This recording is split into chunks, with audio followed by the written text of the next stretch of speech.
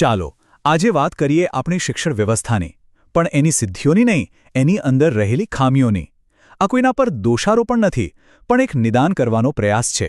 સિસ્ટમમાં ક્યાં અને કઈ તકલીફ છે? ચાલો આ પડકારોને ઊંડાણપૂર્વક સમજીએ. સારું, તો શરૂઆત એક સારી ખબરથી કરીએ. છેલ્લા થોડા દાયકાઓમાં સ્કૂલોમાં બાળકોનું એનરોલમેન્ટ જબરદસ્ત વધ્યું છે. મતલબ કે ઇતિહાસમાં ક્યારે નહોતા એટલા બાળકો આજે સ્કૂલે જઈ રહ્યા છે. કાગળ પર તો આ એક બહુ મોટી સફળતા છે, બરાબર ને? પણ બસ અહીં જ આખી વાર્તા પલટાઈ જાય છે. સ્કૂલો તો ભરાઈ રહી છે, પણ શું બાળકો ખરેખર કંઈ શીખી રહ્યા છે? આપણે સંખ્યા તો વધારી દીધી, પણ હવે ગુણવત્તાનું એક મોટું સંકટ આપણી સામે ઊભું છે. અને આ જ વિરોધાભાસને આજે આપણે સમજવાનો છે. અને જુઓ, આ કોઈ હવામાં કરેલી વાત નથી. ASER એટલે કે annual status of education report, જે આખા દેશમાં ફરીને શિક્ષણની હાલત તપાસે છે, એનો આ એક આંકડો આપણી આંખો ખોલવા માટે કાફી છે. આ બતાવે છે કે સમસ્યા કેટલી ગંભીર છે. બાળકોને સ્કૂલમાં બેસાડવા એ એક વાત છે, અને એમને ખરેખર શીખવવું એ બિલકુલ બીજી વાત છે. તો ચાલો આ ડાયગ્નોસિસની શરૂઆત કરીએ. પહેલો મુદ્દો ક્લાસરૂમની અંદરનો છે, એટલે કે ક્વોલિટીનું સંકટ. આપણી સિસ્ટમની એક સૌથી મોટી તકલીફ કઈ છે ખબર છે? ગોખણપટ્ટી. અહીં મકસદ જ્ઞાન મેળવવાનો નથી, બસ પરીક્ષા પાસ કરવાનો છે. અને એના લીધે જ સ્ટુડન્ટ્સના હાથમાં ડિગ્રી તો આવી જાય છે, પણ જ્યારે વાસ્તવિક દુનિયામાં કામ કરવાની વાત આવે ત્યારે એમની પાસે જરૂરી સ્કિલ્સ જ નથી હોતી.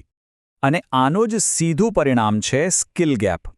એટલે કે જે ભણાવવામાં આવે છે અને જેની નોકરીમાં ખરેખર જરૂર છે, એ બે વચ્ચે જમીન આસમાનનો ફરક છે.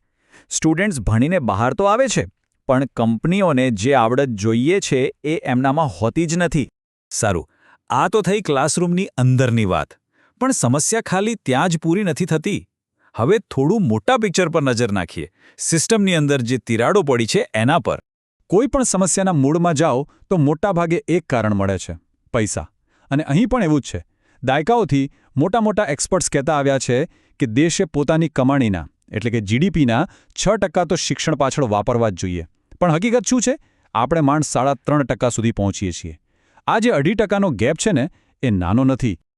તો સવાલ એ થાય કે આ ઓછા પૈસાની અસર ક્યાં દેખાય છે? વેલ, સ્કૂલોમાં પૂરતા શિક્ષકો જ નથી. જે છે એ એકલા હાથે 2-3 ક્લાસ સંભાળે છે. એમાં પાછું ચૂંટણીનું કામ, વસ્તી ગણતરીનું કામ, આ બધો બોજ પણ એમના માથે જ. હવે આ બધામાં ભણાવવાનો સમય ક્યાંથી મળે? પછી આવે છે ડિજિટલ ડિવાઇડ, એટલે કે શહેરો અને ગામડા વચ્ચેનું ટેકનોલોજીનું અંતર. આ વસ્તુ કોરોનાના સમયમાં તો બહુ જ સ્પષ્ટ રીતે સામે આવી. જ્યારે બધું ઓનલાઈન થયું ત્યારે ખબર પડી કે શહેરના બાળકો પાસે જે સગવડો છે એ ગામડાના બાળકોના નસીબમાં જ નથી. આ અસમાનતાને ઓર વધારી રહ્યું છે.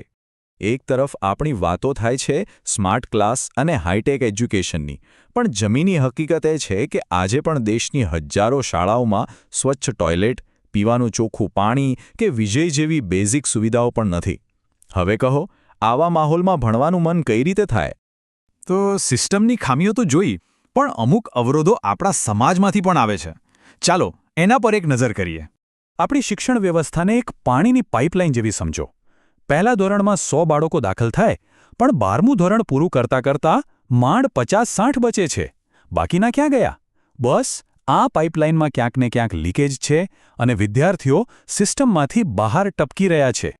તો આ લીકેજ શા માટે થાય છે? કારણો ઘણા છે. કોઈકને ગરીબી નડે છે, તો કોઈને બાળ મજૂરી કરવી પડે છે. ઘણી જગ્યાએ આજે પણ દીકરીઓને ભણાવવા પર બહુ ધ્યાન નથી અપાતું. પ્રાઇવેટ શિક્ષણ એટલું મોંઘું થઈ ગયું છે કે બધાને પરવડે એમ નથી. આ બધી સમસ્યાઓ એકબીજા સાથે જોડાયેલી છે. ઓકે, તો પ્રોબ્લેમ્સ તો ઘણા બધા ગણાવ્યા, નિદાન તો થઈ ગયું, પણ હવે વાત કરીએ ઇલાજની. કારણ કે જ્યાં સમસ્યા છે ત્યાં સમાધાન પણ હોય જ છે ને. તો આગળનો રસ્તો કેવો હોઈ શકે? ચાલો એક 5 સ્ટેપનો પ્લાન જોઈએ.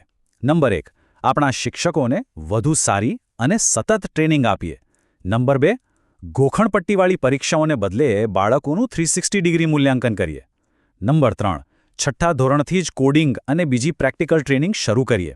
નંબર 4, ટેકનોલોજીનો પૂરેપૂરો ફાયદો ઉઠાવીએ. અને હા, નંબર 5, જે સૌથી અગત્યનું છે, શિક્ષણ પર GDPના 6% ખર્ચ કરવાનો વાયદો પૂરો કરીએ. ટૂંકમાં આખી વાતનો સાર એ જ છે કે બાળકોને સ્કૂલના ગેટની અંદર લાવવાનું કામ આપણે લગભગ પૂરું કરી લીધું. પણ હવે અસલી કામ શરૂ થાય છે. હવે એ સુનિશ્ચિત કરવાનું છે કે ગેટની અંદર આવ્યા પછી દરેક બાળકને સારું, ગુણવત્તાવાળું અને સમાન શિક્ષણ મળે. એટલે કે ફોકસ હવે એક્સેસ પરથી હટાવીને ક્વોલિટી અને ઇક્વિટી પર લાવવાનો છે. અને અંતમાં આ બધી ચર્ચા આપણને એક ખૂબ જ મહત્વના સવાલ પાસે લાવીને ઊભી રાખે છે. સૌને માટે શાળાનું સપનું તો આપણે લગભગ સાકાર કરી લીધું છે. પણ શું હવે આપણે સૌને માટે સાચું શિક્ષણનું સપનું પૂરું કરી શકીશું? આ જ આવનારા સમયનો સૌથી મોટો પડકાર પણ છે અને સૌથી મોટું લક્ષ્ય પણ.